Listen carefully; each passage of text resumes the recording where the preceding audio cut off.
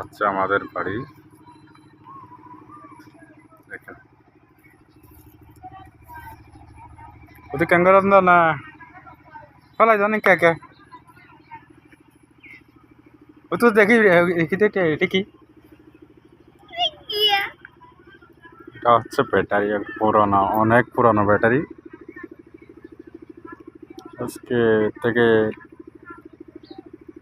1 দশক আগে এগুলো ব্যাটারিগুলো ইউজ করতো মানুষে।